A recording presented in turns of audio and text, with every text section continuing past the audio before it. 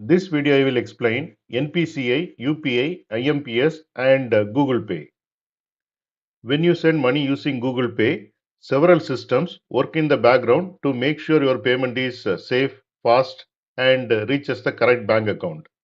To understand the full picture, you need to know four important terms: NPCI, UPI, IMPS and Google Pay. First, we will see what is NPCI. NPCI is nothing but National Payments Corporation of India.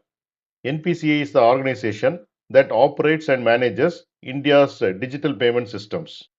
You can think of NPCA as the central control room that handles platforms like UPI, IMPS, RuPay cards, and NETC FASTag. Without NPCA, digital payments in India cannot work. Now we will see what is UPI. UPI is nothing but Unified Payments Interface. UPI is a system created by NPCI. Using UPI, you can send or receive money instantly using just a mobile number, UPI ID, and a QR code. You don't need bank account numbers or IFSC codes every time. UPI does the job automatically.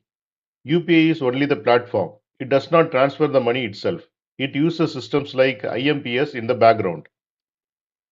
Now we will see what is IMPS. IMPS is nothing but Immediate Payment Service.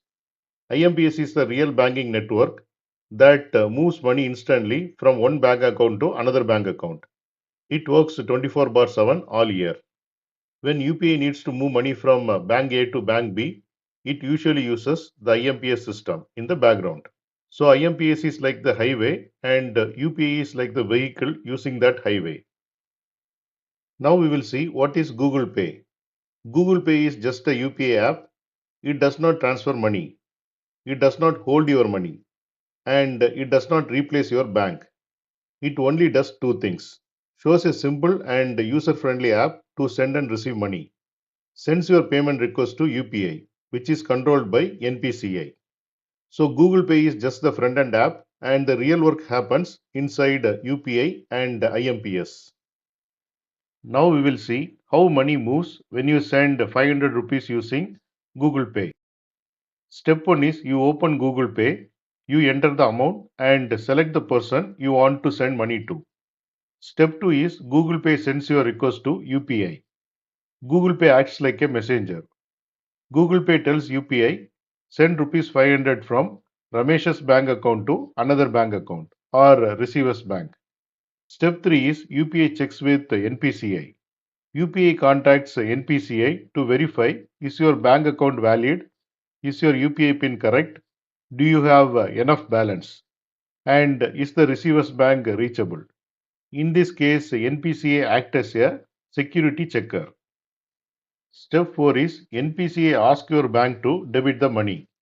Your bank reduces your balance by 500 rupees. Step 5 is money moves via IMPS.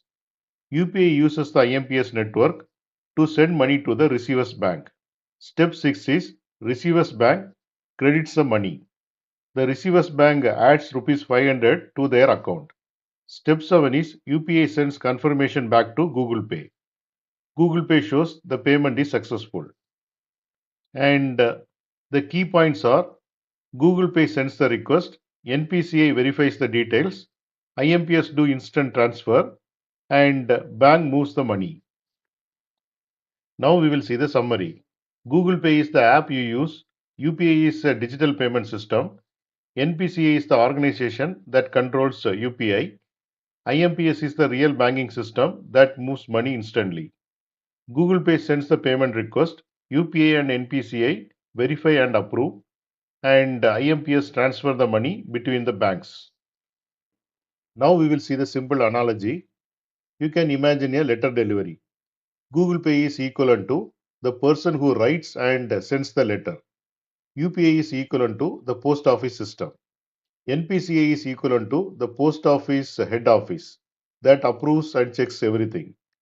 IMPS is equivalent to the delivery truck that physically carries the letter from one home to another home. Each part has its own job, and all together they ensure your payment is fast and safe.